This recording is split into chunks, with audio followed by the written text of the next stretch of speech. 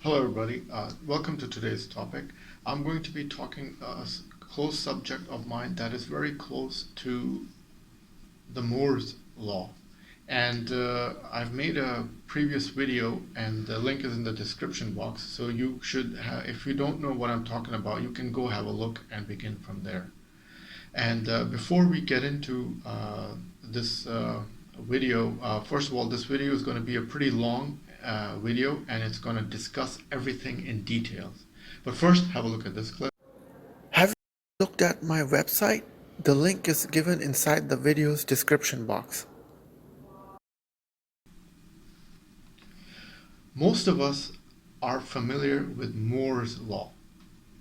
Gordon Moore, who first observed that computer capacity grew exponentially, that means it didn't go like this, it went like that, a steep curve, was talking about the density of transistors in integrated circuit or motherboards.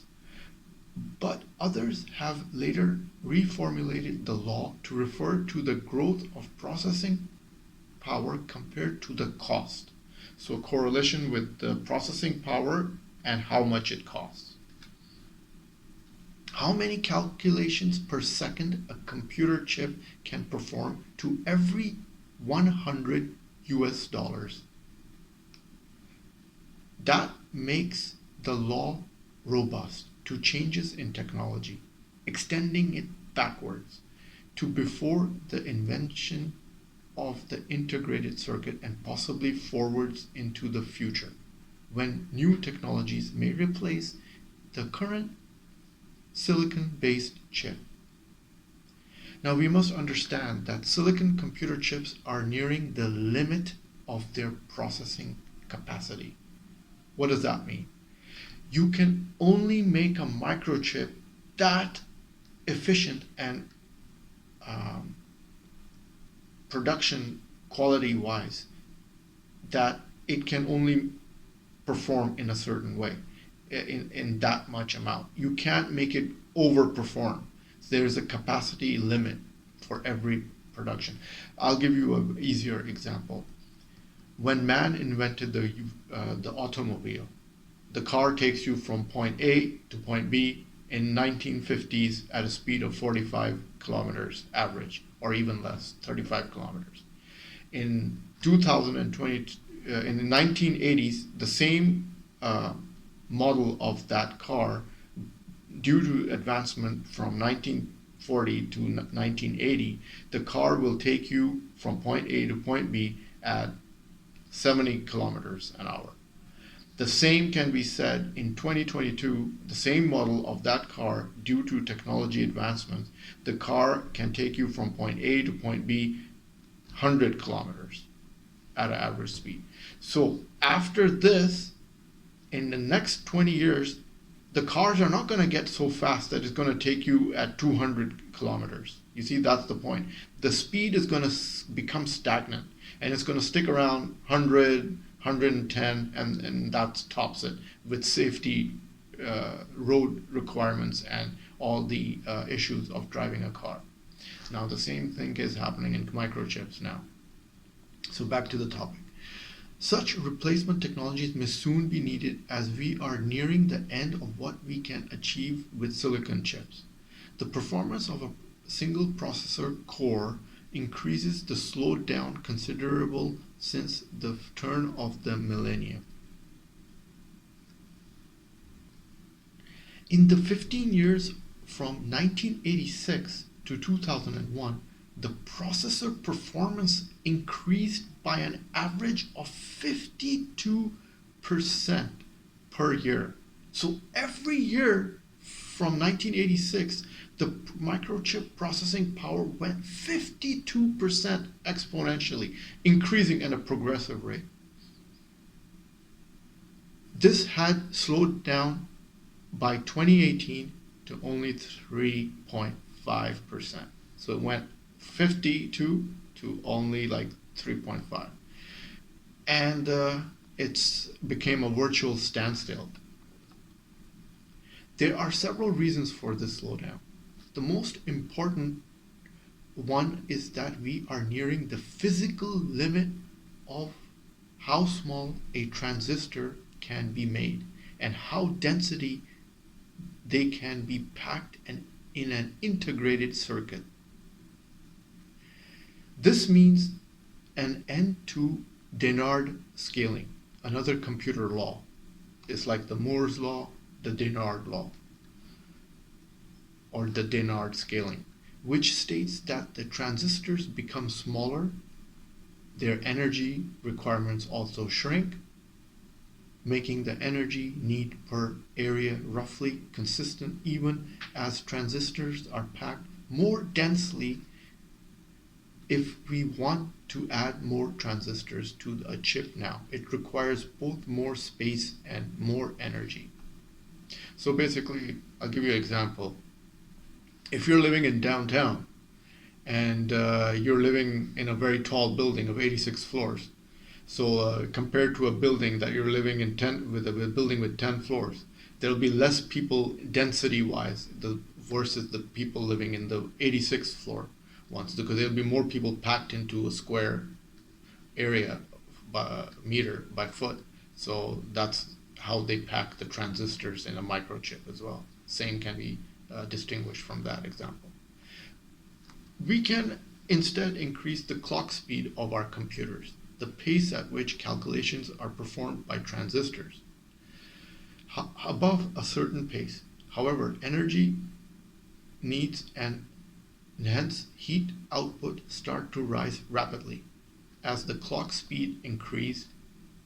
In practice, limiting this method of increasing processing power. This is the reason why CPU clock speeds have all but stopped growing over the past 15 years, particularly for portable computers that can't easily be equipped with large fans.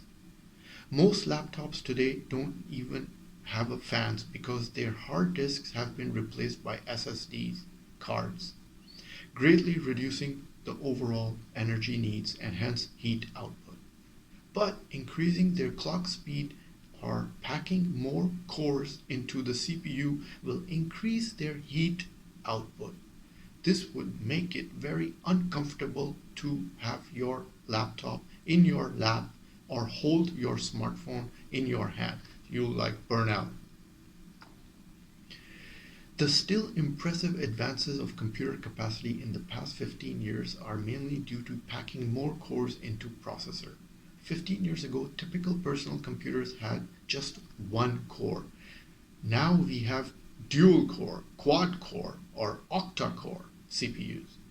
However, adding more cores is not the same as increasing clock speed. Basically, each core runs in separate processes, which is only helpful if a computer task can be split into parallel processing, which, while a single program can easily, feasibly be run several tasks or threads, or in technical terms, running in parallel.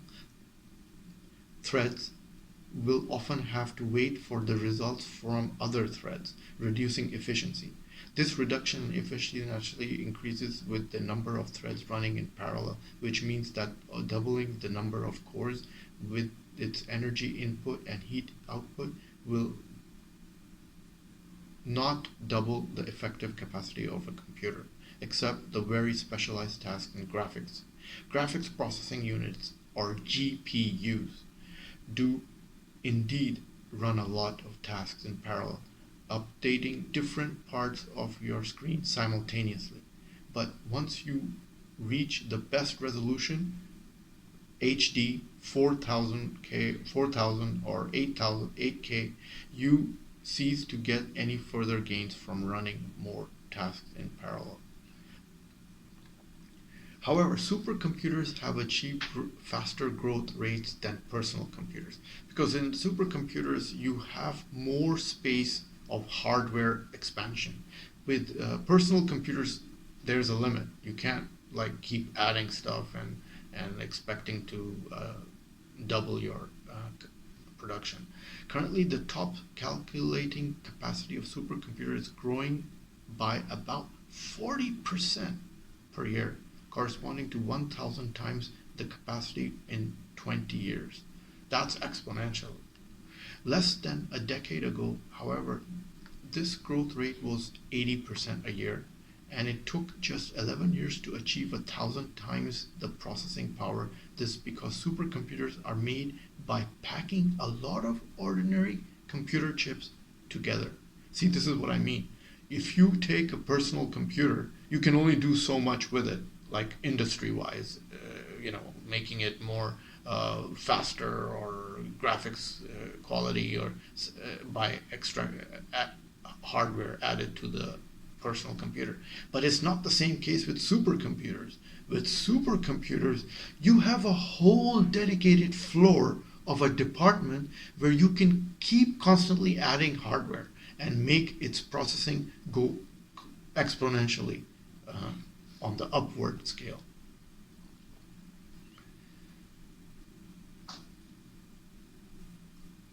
And not to mention requiring more energy for running and cooling the supercomputer.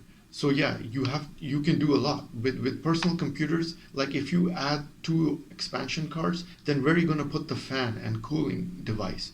So with supercomputers, you can take more square meters and make a cooling space out of it. This is to cut a long story short, this is what you can do with supercomputers, whereas with personal computers you can't. As we see from the above, we are reaching the end of what we achieved with existing microchip technology. By the original definition of doubling the transistor density on a chip every 2 years, Moore's law has already been dead for a decade or more. See, that's what I'm getting at. The Moore's law, because the rate of microchips is not advancing in packing more transistors, so it's been for last 10 years, it's pretty non-existent. However, there may be other ways to achieve growth in computer performance in the coming decades. For one thing, we can pack transistors more layers deep, which will reduce the chip size. This already being done in memory storage chips, where transistors are stacked 128 layers deep. Oh my God. Etched in one go. Such compact chips are nice and for small devices and smartphones, or the growing number of wearable devices. Not to mention the myriad of small internet-connected devices powering the Internet of Things. However, dynamic random access memory, or DRAM, DRAM, is more difficult to layer deep since almost every part is powered all the time, leading to energy and heating issues, but solutions to these problems are being investigated. So, they have DRAM memory cards these days, which come packed with so many memory cache microchips.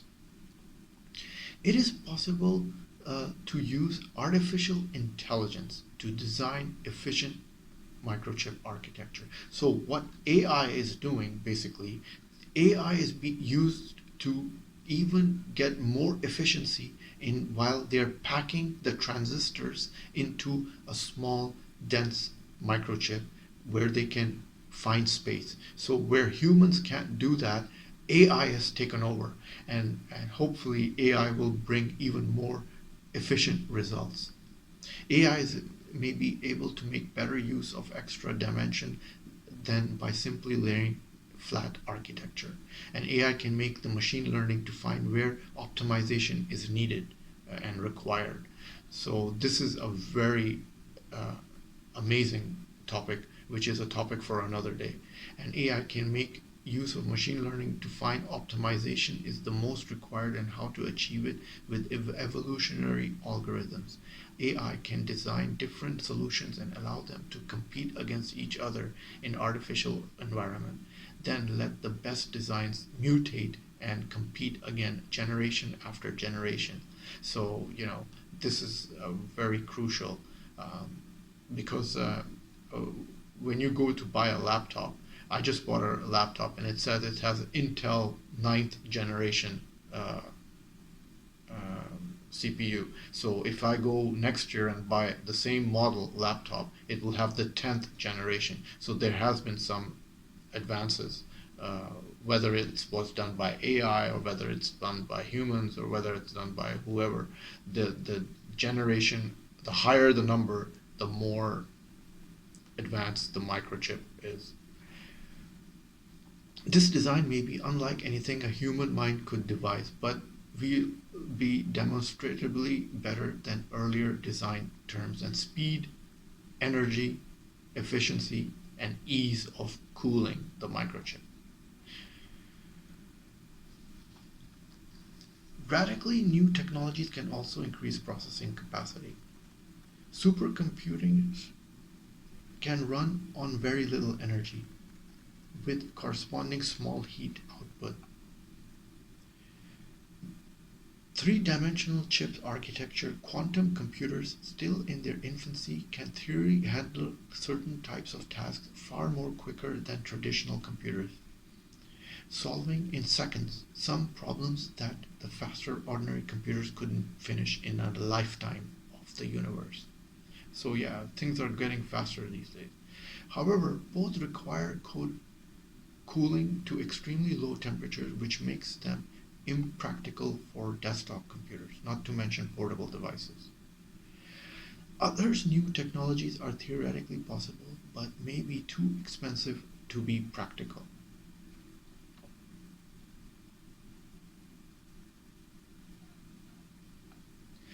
However, connection speeds are an issue, especially if a lot of data are sent back and forth all the time.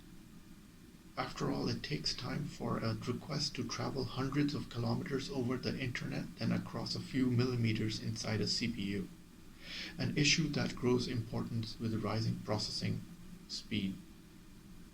A partial solution to this edge computing where devices access storage processing power located near the user.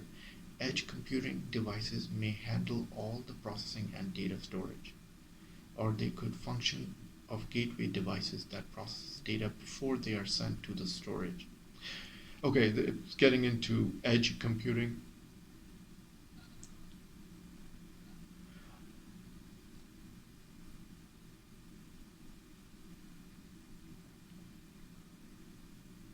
This, of course, requires greater reliance on connection stability, and security is always weaker when data leaves the building.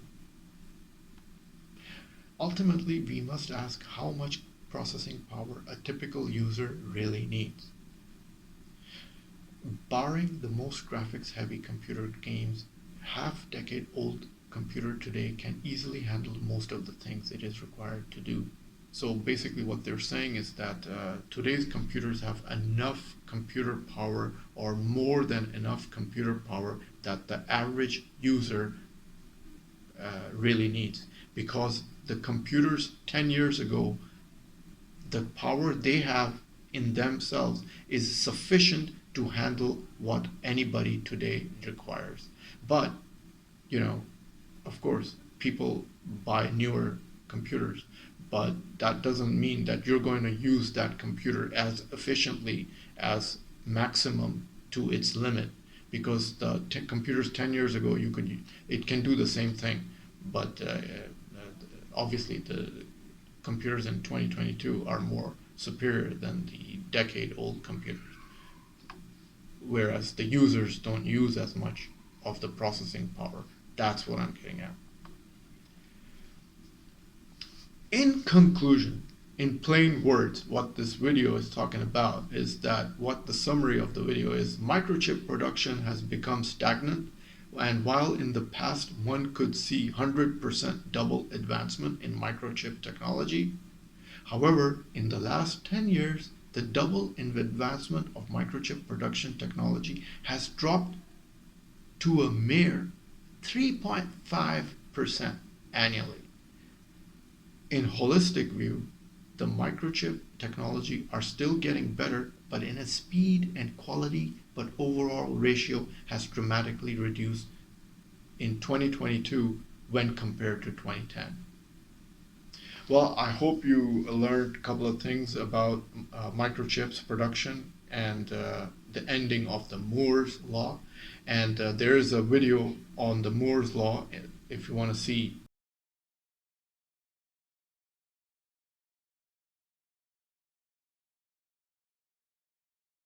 Enjoy this video? Then must have a look at these videos.